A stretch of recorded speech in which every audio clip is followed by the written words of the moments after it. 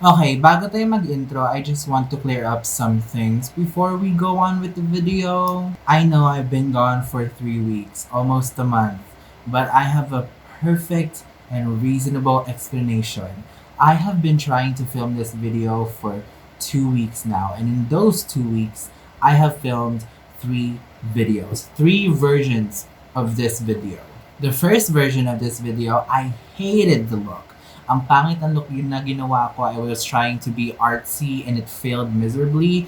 The second time that I tried to upload this video, I did 2 looks because the first one turned out really bad. The second one, it was okay, but I was already in such a bad mood that I didn't really want to continue filming the video, so I shut that down immediately. Then a few days after that, I filmed the third filming. It was successful. I was able to film it from beginning to end. I was able to tell the whole story that I had prepared.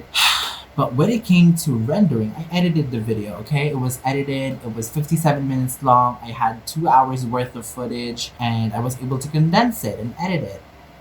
But when I was rendering it, it was not rendering for the life of me. It was not rendering. Even like a second, it wasn't rendering. I tried rendering the whole video, didn't work. I tried rendering like a small section, it didn't work. And then I tried rendering my other videos, my other Premiere Pro. Basta yung mga project files. I tried exporting those, yung mga old project files ko. And it worked. So sabi ko, oh my gosh, baka may glitch dito sa Premiere Pro ko. So, I deleted that and now, no, actually after I deleted that, I tried to re-edit the whole video, but I was like, no. We are not about to edit this video again. I would rather just film another one. So here we are today. With that out of the way, let's get on with the video. Hi guys, my name is Rhobie, and for today's video, I am really excited for you guys to hear and see my new segment, because this new segment that I'm introducing to my YouTube channel is called Makeup and Cuentos. 3, 2. Makeup and Cuentos na! Boom! Do you guys like the intro? I have said this line for 3 times already. So I made that like about a week or 2 ago when I was about to start the second time that I filmed. It's such a great intro. I love harmonizing, so why not? I was like, let's make an intro for this video because I love this segment and I'm really excited for this segment, and I hope you guys are excited too as I am. But you guys may be wondering, ano itong mga paandar mo, Makeup and Cuentos? Anong ibig sabihin nito?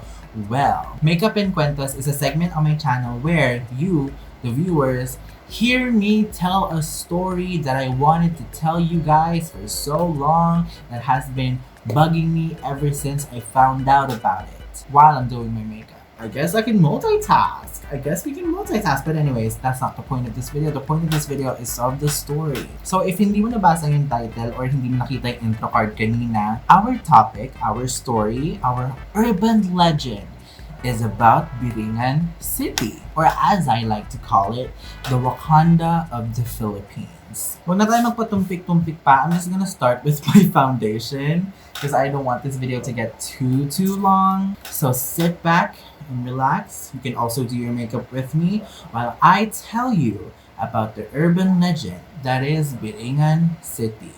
You might be asking yourself, Wakanda, the Philippines, what does that mean? Well, Wakanda, a brief explanation on Wakanda.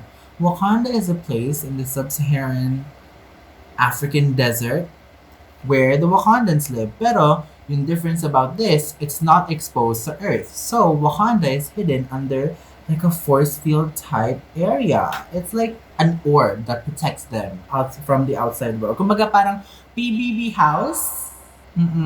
Kumbaga parang may sariling ecosystem sa loob, di ba sa PBB may sariling buhay sa PBB house, sa bahay ni Kuya, samantalang yung mga housemates hindi nila alam kung ano mga nangyayari sa labas. That is exactly what's happening with Wakanda. Naka-separate yung Wakanda from the human society of Earth. Kasi parang Wakanda is a different race of humans. Parang mas advanced sila na tao. I don't think they're actually humans. I don't know, I'm not like a Marvel nerd. Pero I think they're not humans. I'm not sure. Let's not go into that. Ang tagal ko nang di napapanood yung Wakanda. I mean, yung Black Panther. And you might have heard of other like hidden cities like Agartha, El Dorado. Oh my God, Agartha nga pala is a place, if napanood yun na yung Kong, yung ano yun? Godzilla versus Kong. Yung place na pinuntahan nila underneath Earth is called Agartha. Oh my God, my face is bleeding. What the hell? Oh my gosh, what? Alright, now that we have covered our face in foundation, oh my God, the lighting changed again. It looks bad. Hold on, let me change my lighting right over here. Now that we look really flat in front of a camera, we are now gonna go with concealer. Maraming Pilipino ang mahilig maniwala sa mga kababalaghan. Sa mga supernatural, sa mga multo, etc. etc. Mga manananggal. Ako mahilig din na maniwala sa mga ganyan, to be honest. Fun fact, isa na sa pinakakinahihiligan ko na urban legend dito sa Pilipinas ay ang Biringan City. Ever since finding out about it noong 2017, I have loved it since then and wondered how and where can I access this city.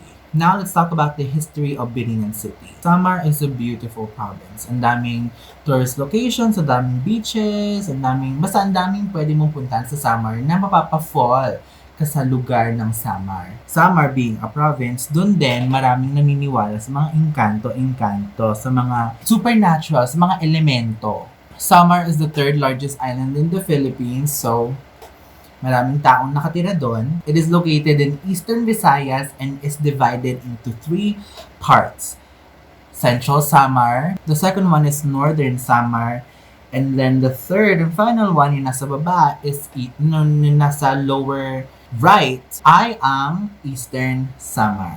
Biringan is known to many Filipinos. If hindi, you might have heard it sa Jessica Soho documentary or sa Mel Chanco documentary. Pero Biringan is nowhere to be found kahit marami ng taong nakakaalam sa storya nito. If hindi kayo Waray or if hindi kayo near Samar, Biringan daw kasi is actually a Waray saying. Biringan in Tagalog roughly translates to hanapan ng mga taong nawawala. In English, the place to look for lost people. Maraming naniniwala sa Samar na pag nawala ka sa Samar, around parts of Samar, ibig sabihin, kinidnap ka na ng mga engkanto at pinunta ka na sa Biringan City. And that is an explanation for your disappearance dun sa Samar, apparently. So kahit na invisible, hidden, lost city siya, meron tayong suspected na 2 locations ng Biringan City. One being in Central Samar between the towns of Candara, Tarangnan, and Pagsanhan. And then the second one in Northern Samar, nasa between Calbayog City and Catarman. Okay, personal opinion ko na to. Pero maraming tao na nagsasabi na lost city daw siya, kaya parang hidden city.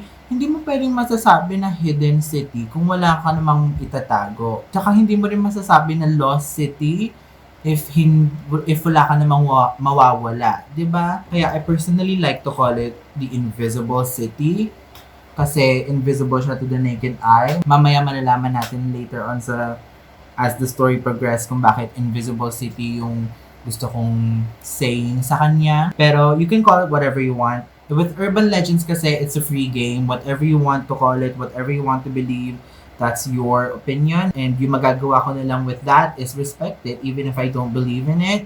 Although na yung appearances nito sa mga tao is rare, tsaka bihira lang siya magpakita sa mga tao, pero as long as you believe na may biringan, makakapunta ka sa biringan. Pero otherwise, if you don't believe na may biringan, well, chances are hindi ka makakapunta sa biringan, whether you wanted to go or not. Biringan is also said to be the homes of our beloved encantos. And including doon, ang White Lady ng Balete Drive. Doon lahat nakatira ang mga urban legends ng Pilipinas. Kaya I like to call it the lore city kasi dun lahat yung mga urban legends ng Pilipinas and dun lahat yung mga folklore. If you are going to ask the locals naman about the missing place or the hidden place or invisible place, kakausapin ka nila ng pabulong or minsan takot pa nga silang pag-usapan ng Biringan City kasi baka daw pag pinag-usapan nila or pinag-usapan nyo ang Biringan City, baka daw mainis or bigyan nyo ng motibo yung mga engkanto para idala kayo sa Biringan City.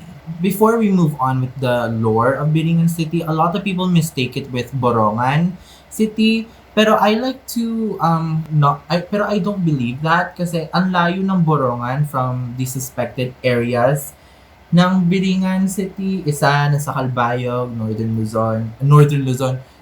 Samar, tapos yung isa nasa Central Samar. Tapos yung Borongan City naman kasi is in Eastern Samar, if I'm correct. So ang layo-layo. It's too far to be possible. Pero again, like I said, with urban legends, it's a free game. What you believe, whatever you want to believe, whatever floats your boat, and whatever makes you sleep at night, that's what you believe in. Go ahead. Not much of its history is said, so move on na tayo sa lore ng Biringan City. The meatiest and juiciest part of this story. When people think of like magical places, they think of like castles or fairies or like yung mga nasa Barbie movies if you watch Barbie movies, or Asgard if you watch Marvel. If you're a guy who doesn't watch Barbie movies, you could compare it to that. What is a magical place for you? Your bed, your home, the ones you see in movies? Like, what is it? I want to know. Comment it in the comment section down below. But those who claim to have seen the city, sinasabi nila na Biringan daw is full of high-rise buildings, very advanced in technology. Like parang how you would describe New York. Puro matataas na skyrise buildings, skyscrapers. Tokyo, puro bright lights. You know what I mean? Puro neon lights. And yung building type nila is this like old Roman type building na parang cathedral lahat ng mga bahay doon or lahat ng mga buildings doon, cathedral, pero puro daw puno ng lights. Throughout the story, marinig yung mga mention ng lights. Kasi every time na may case or story about Biringan City, it always involves lights and buildings. So, be aware. And sinasabi din daw nila na may mga technologies daw dun sa Biringan City na is unachievable dito sa normal human realm natin dito sa mundo. The city never appears in naked sight. As sabi ko nga sa inyo kanina, it only appears itself to chosen people. Kasi very limited siya, nahihiya siya siguro. So, very limited lang yung pwede makakita sa kanya. Makakamera siya eh. So, according to the GMA documentary by Mel Chanco, sinasabi ko yung name nung document, nung nag-narrate nung documentary na yon. Kasi may dalawa, yung isa kay Jessica Soho, yung isa kay Mel Chanco. Pero kay Mel Chanco, nakasaad doon na may isa, dalawa, tatlo, apat, lima, anim, pito, uno, dos, tres, cuatro, cinco, seven! Tinatry ko pa talaga itagalog yung 7, pero may 7 daw na portals para ka makapasok sa Biringan City. At yung isa na nga sa mga portals na yon ay ang Acacia Tree daw. Acacia ba yun or Balete Tree? Ang daming mystery sa Balete Tree. Ano ko pa kung bakit binigyan nila ng ganun kadaming story yung Balete Tree, pero ayun. So, paano ka nga ba napapasok sa Biringan City? Well, naipapasok ka sa Biringan City, maling contour. Well, naipapasok ka sa Biringan City, pag natipuhan ka naman ng engkanto, yung engkanto na yun, magpo-pose or magpo-pose as a human. Mag-shape-shift siya into a human. Kasi kaya ng mga engkanto yun. Pero, fun fact, dagdag kaalaman, Kuya Kim, malalaman mo pag engkanto ang isang tao pag wala silang cupid's bow or wala silang indent na pababang ganon. Yung philtrum, wala silang ganon, then engkanto sila, girl. Takbo ka na if makikita ka ng ganon. Pag naging attracted na sa'yo ang isang engkanto, ilalagay ka nila under a gayuma. Bibigyan ka nila ng spell para you're under this type of illusion na sila yung crush mo, ganon. And then eventually, idediretso ka na nila sa Biringan City. May iba din naniniwala na yung consciousness mo lang yung napupunta sa Biringan City. Parang lucid dream, kumaga parang panaginip. Pero may mga consequence tong pag-consciousness mo lang yung nadadala sa Biringan City. Mamaya pag-uusapan natin yun. Sometimes pwede umiikot ka lang, pwede naglalakad ka lang around the parts of Samar tuwing gabi. And you might find yourself lost or parang paulit-ulit ka lang. Parang yung mga kasabihan ng mga matatanda, pag pinaglalaroan ka ng duwende, naliligaw ka. Kung truck or bus or any moving vehicle ka naman, you might find yourself in a loop. Parang nag-loop ka around one certain area. If you're around Samar, tapos parang naliligaw ka na, eventually, if you just continue driving straight ahead, you might find yourself in Biringan City. If maganda ka naman, the male inhabitants of Biringan City will try to lure you in by giving you material things like chocolate, flowers, and stuff like that. Pero yung mga chocolate pala, tsaka yung mga flowers na yon, since ginayuma ka nga, like we said before, sabi daw nila, pag binigyan ka nila ng isang piraso ng chocolate, hindi yan chocolate, Zai. Bato yon. Isang maliit na bato yon, girl. Tapos pag binigyan ka ng flowers, baka banana leaf lang. O diba? Ang hilig man loko. Tingnan nyo na agad yung mga red flag girls. Tsaka this happens vice versa, ha? If mangingisda ka naman, you might find yourself catching batches upon batches of fish without realizing na yung city is nasa ilalim mo na, with their sky being your sea. So which leads me to believe and assume then and wonder, is Biringan also underwater? Like, is Biringan so big na nag-extend yung city nila to underwater? And yung next na way is yung pinaka, I'm not gonna say funny, pero it's ironic. Siguro. Pero it's a clever way of tricking a man into entering any sort of risk. If businessman ka naman, they will pretend to be businessmen themselves or entrepreneurs. And then, kikitain ka nila and then bibigyan ka nila ng mga incomprehensible business offers or business proposals para mga business ideas, mga $1 million ideas na meron sila. And then, once na kumagat ka, ipapasok ka na sa Biringan City. For God knows what reason. Siguro magiging mayaman ka dun. Siguro magiging mayaman ka nga dun talaga sa Biringan City and we're not knowing it.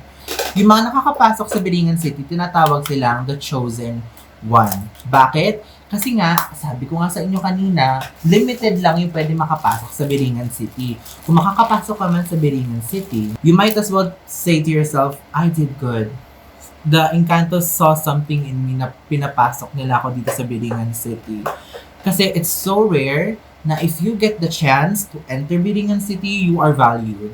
To both us in the human world and then to the Encantos. Apparently, isang fisherman, habang nangingisda sila, saw bright lights. Nakita daw sila ng mga high-rise buildings, mga yung standard na description ng Biringan City, high-rise buildings, bright lights. Ayan, gumanda na yung lighting. Technologically advanced in terms of architecture, tapos equipped with sophisticated facilities. So, hindi ko alam kung paano nila na-describe yung facilities, kasi di naman sila nakapasok, according to my research. And then, kinalat nila yon around Samar, so syempre, mas sumikat yung proof na may nga talaga, na baka may hidden city nga talaga sa Samar. So, lahat daw ng mga nagre-report or mga nakakita ng Biringan City sa mga mangingisda daw. Which is weird kasi a city on land, you would expect na yung mga makakita nun is yung mga tao na nasa lupa.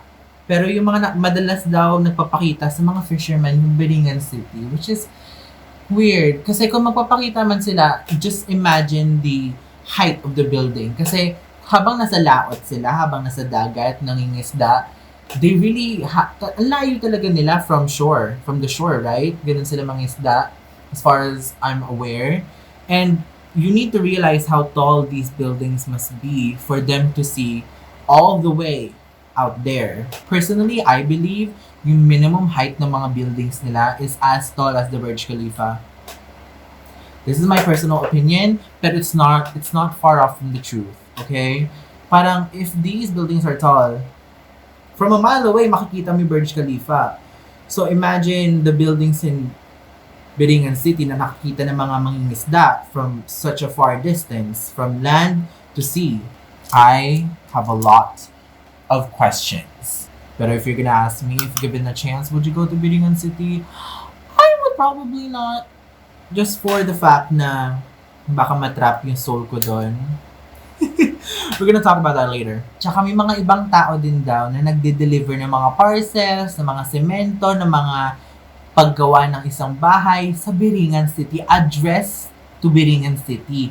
At yung mga names doon sa address, allegedly, matagal na silang patay or nawawala. So every time na may dumadating na van, truck full of parcels, letters, packages, semento, kahoy, mga construction materials, and naka-address sa Biringan, yung unang tatanungin nila is yung name, right? And once na tinatanong nila yung name, either wala silang mapupull up na records, or sasabihin nila na patay na, or matagal na nawawala yung tao, which is scary. Bakit may nag-a-address dun sa Biringan City, and yung mga name is yung mga name ng mga patay na? If this is some sick prank, bakit mo ini-involve yung mga taong patay na? Hello, that is sick and twisted, and that is not something, and that is very disrespectful. Pero if it's not, that's kind of spooky. Some people say that the ones who apparently see the city are in some kind of demonic possession, they like to call. I can't do my eyeliner on camera. Hold on. So going back to the story, some people also say that people who are able to access Biringan City are in some kind of demonic possession, therefore giving Biringan City a negative connotation. And then natatawag na siyang the city of demons apparently. Kasi ang sabi daw, while you're in possession, dinadala ka daw ng mga demonyo sa Biringan City for I don't know what reason. Baka i-torture ka nila doon, or baka may gusto sila from you. Also, locals warn people na to never go out too far into the night, kasi daw baka sa isang iglap, yung marunong mag-snap, kaya iglap, makuha ka na ng mga engkanto at idala sa Biringan City. To this day, Biringan still remains one of the most mysterious urban legends na meron ng Pilipinas. So now, gusto ko na itackle yung what and who is inside Biringan City. What is living there? May mga halaman ba doon? Who is living there? May mga tao ba doon? Well, you are about to know. There is said na may two types of inhabitants ang Biringan City. One ay yung mga elementos, yung mga urban legends, yung mga engkanto, yung mga kapre, no? Doon sila lahat nakatira, doon sila nagpo-party, doon yung society nila. And then yung isang inhabitant, get this, magugulat ka dito sa revelation na to. May mga tao din sa Biringan City. May mga tao sa Biringan City? What do you mean by that? Lahat ng mga napupunta doon, allegedly, nagiging inhabitants ng city. For me personally, it kind of gives me comfort. It kind of gives me comfort of like, you know, like, okay, so if you go in there, you will be stuck forever, pero at least you're sitting comfortably, right? You know, parang it gives me like those type of like, oh, okay, I'm kind of chill right now. I'm kind of chill, you know? Some are good, some are evil, as with any society naman talaga siguro. May mga masasama, may mga mababait. It will always be present. That social divide. Hindi siya social divide. Yung moral divide will always be present. Kahit na yung iba ay masasama, kahit na yung iba may mababait, they all do one thing. At yun ay ang pangkukulam or ang pag-e-enchant. Which leads me to believe and assume na baka yung mga taong inhabitants ng Biringan City ay ang mga mambabarang, mga local witches. Something to think about, really. Kasi baka at gabi dun sila nagpo-party-party, baka may mga clubs din sa Biringan. Imagine yung lighting sa mga clubs nila, super advanced. I can't imagine. I can't imagine. But imagine. A lot of theorists believe na yung mga good inhabitants ng city ay nasa loob ng city or nasa innermost part ng Biringan.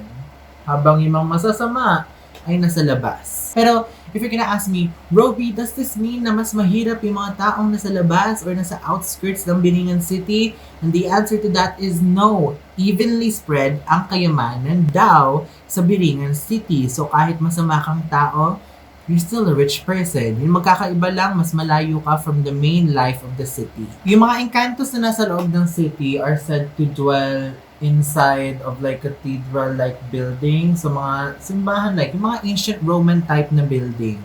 Mga hindi pala ancient Roman, mga medieval type buildings. Doon sila nakatira. So mga kinalumaan, which is weird. If they're advanced, bakit sila sa cathedral nakatira? I guess we'll never know. The city also contains incomprehensible flora and fauna, grass, tama ba? Flora, mga dahon, and mga flowers. Flowers na hindi pa natin nakikita dito sa Pilipinas or any parts of the world. Doon daw naka-lugar ang mga unseen flora and fauna. Apparently, may way of government din pala sila. You would think that these encantos are free-spirited and free-roaming, ano? Pero no, they actually have a government system. And tatlo daw yung possible na government systems na meron ang Biringan City. One is democracy. Of course, democracy will always be present and democracy will always rule. The second one is monarchies, which makes sense kasi yung mga princesses, yung mga prince, yung mga queens, kings, mga ganon, which makes sense kasi kung mga cathedral yung mga buildings nila, di ba? You would think na puro mga princesses yung nag-i-inhabit doon, right? The last one is fascistic autocracy. I'm not gonna go into detail kung ano yung fascistic autocracy, pero from the word itself, fascistic, I feel like may dictatorial na part na involved doon. So, yeah, I'm not gonna go in too much detail about politics because I don't like politics on my channel. But fascistic autocracy, it's a possible way of government that they have. Though these materialistic features of Biringan City is very attractive and it's nakaka-lure nga naman talaga siya ng damdamin, you must never ever enter the city. And once you do enter the city, immediately find a way to get out of the city right now. And if ever nga naman talaga nakapasok ka nga sa city ng out of your will, you must never trust anyone or accept or eat anything that they have to offer, no matter how tempting it may be. The Biringan inhabitants may offer you white or black food, but specifically rice. Apparently, pag kinain mo daw yung black rice, your soul will be there forever and you will never be able to come back to the human realm. Pero if you eat white naman, you will be easily set free. Pero it is recommended now, regardless, you do not eat or accept anything that they have to offer. Let's say you happen to up, okay, and eat whatever they have to offer, accept whatever they have to offer. Your spirit will be trapped in there, unfortunately, forever. Your physical body will be somewhere around Samar, either in a forest or in a ditch, and your body is either in a state of coma or shock or paralysis. Or the worst case scenario, you're dead. Pero if you do manage to not succumb to their temptation, you're good. Okay, you're good. You're alive. You get the chance to live again. All you have to do is find a way to escape. Or, if mabait ka, they let you out of their own accord. And once you do get out, you will find yourself awakened in some area of Samar, preferably far away from where you were last seen or where you were last abducted. Kasi this is how these encantos like to play. And the most shocking part is you either wake up days, weeks, months, or worse, years from the last time you were seen or from the last time you were abducted. That is the worst thing that could ever happen aside from being stuck there, is that you wake up years after you have been gone in the human realm. Siguro shocking thing to a lot of people, to both you and your family that you have to go back to, or your friends, or the people who know you. I wouldn't imagine seeing someone disappear for like years and then seeing that, oh, he's back. You know what I mean? And then once you do wake up, you're left with nothing but a memory, which kind of leaves me to believe na baka you're only able to really access Biringan City through a dream or through a lucid dream-like state. But if you are dead, the body that has been left behind is not actually a body. Pero your body may not even be a body at all. Baka troso lang siya ng kahoy or banana leaf. Nilagyan lang siya ng spell ng mga engkanto para magmukhang katawan mo. Pero in reality, outside of that spell, your body is nowhere to be found. Or dinala nila inside of Biringan City for you to come back in and live in your physical body inside Biringan City. Now na na-cover na natin kung ano nga ba talaga naman ng Biringan City, kung ano bang difference from the outside world to here, we are now going to be talking about the most interesting parts of this story of this video, and those are the stories of two women who have allegedly been inside of Biringan City. The first one on the storyboard is Miss Potenciana Bordal. According to her, when she was 13 years old, habang nag-aakop siya ng mga sinampay niya, bigla siyang dinampot ng dalawang lalaki na nag-appear out of nowhere. She says na dumaan daw sila sa isang madilim na lugar, matalahib daw, madahon, very Makati daw. At nung bandang Biringan na daw sila, masilaw daw yung lugar, maraming ilaw. Tsaka nakita niya din daw yung mga malalaking bahay, yung mga cathedral-like buildings na sinasabi natin for the past 30 minutes or so. According to her, marami daw tao sa Biringan City. And as per anyone naman talaga siguro, kung bigla ka naman lang dinampot ng mga lalaki out of nowhere, syempre sino ba namang hindi iiyak? So, ayun yung ginawa niya. Umiyak siya dahil sa takot. She was then offered a plate of black and white rice. Remember what I told you earlier? About not accepting whatever they have to offer? Well, listen to this story. A 13-year-old Potenciana knew better to not accept any of the things that they had to offer. Very good to her. Pero yung nakakatawang part dito, nakakatawa yung story ni Miss Potenciana, ni Lola Potenciana, yung mas inaalala niya is not her safety, pero yung pagsisermon ng nanay niya. Mas concerned pa siya sa sasabihin ng nanay niya sa kanya kaysa sa safety niya, which is kind of funny. She said naman that the men who brought her in meant no harm at all. Wala naman silang dala or ginagawang ikakapahamak ni Potenciana. She remembered a name, and that name is the name of Mr. Rhobie. Noong bata pa lang siya, noong 13 years old pa lang siya, and this man, grown man, was offering her basketball court, was offering to court her. So, i-date daw siya. She then declined kasi she would rather just be friends with him. Hashtag hot girl shit. First of all, she was concerned of her parents. She didn't want to break her trust with her parents. And hindi siya nagjojowa at the age of 13. Like, come on guys! 13 years old, may jowa na agad. Like, yo, y'all are too young to date. So like, why are y'all dating right now? Habang 13 years old pala kayo. Chill, okay? May time para doon, okay? Pero not right now. Focus on your studies, girls. And guys, of course. And then, after siyang i-decline, binalik na siya doon sa bahay niya. The next story is of Pablita Gallios. The year was 1979. Lumabas siya para bumili ng mga pagkain para sa kanya at sa tatay niya. Of course, dinner time, gabi yon. Baka bumili lang si Lola Pablita sa mga karinderya sa labas. Pero on her way home, she found herself in a loop. Naliligaw na daw siya. So she brushed it off at pinagpatuloy niya yung paglalakad niya. Baka namamalikmata lang siya, baka naantok na siya. So tinuloy niya na lang yung paglalakad niya para makauwi na siya agad, para mabigyan niya na yung pagkain sa tatay niya. Pero, she was then greeted by bright lights, tall buildings, and a lot of people. And do you know what this means? Do you know what this means? Do you know what this means? If you guess na nasa Biringan City na siya, you are correct. Nasa Biringan City na siya, napunta na siya sa Biringan City without any third-party hostage, ganon. Pero, on her instance, tahimik naman daw. And the most weird part about it is, noong 1979, wala pa daw mga tall buildings or electricity sa kanila, sa area nila.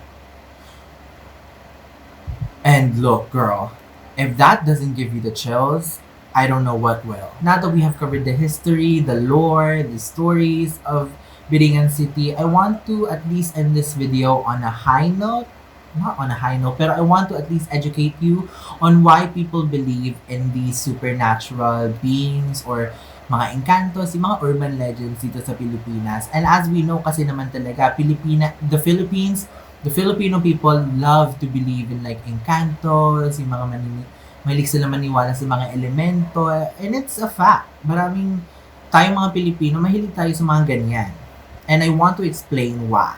Although the accounts of the locals cannot be discounted, cannot be discredited, there may be other explanations why people always refer to Biringan City when one person goes missing. In reference to the disappearance, baka it's a natural human way of dealing with loss or reasoning out with loss. When something is too hard to accept, you try to find reasons within yourself na bakit mga nangyayari tong bagay sa'yo and to that person that you're worried about. Okay? We do that sometimes just so may comfort shield tayo or may parang foam just so we don't fall that harshly on the ground. Any death or any loss is a very hard thing to accept and realize. So maybe people reasoning it out with other instances is a way for them to cope with the pain and the unbearable truth that they have to face. These beliefs, however, are also deep-rooted in the country's animistic factor when it comes to nature. The animism is the belief in the supernatural to take form in nature. Animism is where you attribute souls to plants or where you attribute characteristics to inanimate objects that is a part of nature. Like flowers, you say they breathe. No, that, yung mga puno, sinasabi ng mga tao na nakakahinga daw sila. That's where yung hinga na nilalabas nila yung air na binibreathe in natin. But even if you don't believe in animism or in any supernatural beings or elementals, they are not to be messed with. You should not fuck with them at all. They will not hesitate to trick, kill, or manipulate you into doing things that you have never thought of doing.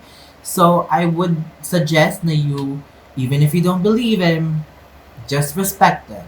Because that's all they want, respect. These elementals, if you do not know, if you haven't been listening to the whole story, take form in any matter that they want. They supposedly start as humanoid creatures, elven-like creatures, and then transform to anything they want. A flower, a tree, a human, or any living thing that there is in the world. Whether Biringan exists or not, the belief surrounding it will always be there. And it has been an integral part of the Filipino culture and the Filipino urban legend culture. Urban legends like these and the White Lady in Balete Drive is what makes our culture rich. Biringan may or may not be true, or people may or may not believe in it. But if the victims of the city tell you otherwise, leave some room to rethink. Leave some room for consideration. When it comes to urban legends like these, it is important to have an open mind para hindi magkaroon ng disrespect.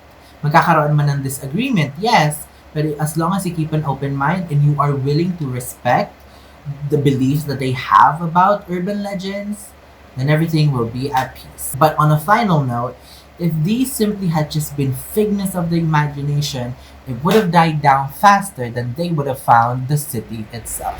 That, my friends, is the story of Biringan City. So I am just happy that I'm able to finally finish this story again. And now I can officially move on to the next Makeup and Cuentos topic. You guys have to wait for that. What do you guys think of Biringan City? I want to hear your thoughts below. I want to hear your thoughts in the comment section down below. I want to hear your theories. What else do you want to add to the story? Maybe you want to share your theory on it. Maybe you want to share anything on it. Maybe you have an experience. The Filipino culture is not just the bling. It's not just the barong. It's not just like the mainstream that you see, like the festivals and all that. So yeah, I have nothing else to say. Pray for me. I pray for myself na maging successful tong pag-edit na to. If you are watching this right now, then successful siya. But yeah, you guys, thank you guys so much for watching. I hope you guys like the new segment. This segment is so near and dear to my heart because I just love it. And before I end the video, I just want to say full transparency. This series is inspired by Bailey Sarian's Mystery in Makeup Monday and Robert Welsh's horror stories. Robert Welsh and Bailey Sarian are my main inspirations for this. And yeah, so it's heavily inspired by them, and without them, maybe wala lang Makeup and Kwento. So definitely go check them out. But yeah, guys, thank you guys so much for watching, and I'll see you guys in the next one. Take care. Love you. Mwah. Bye.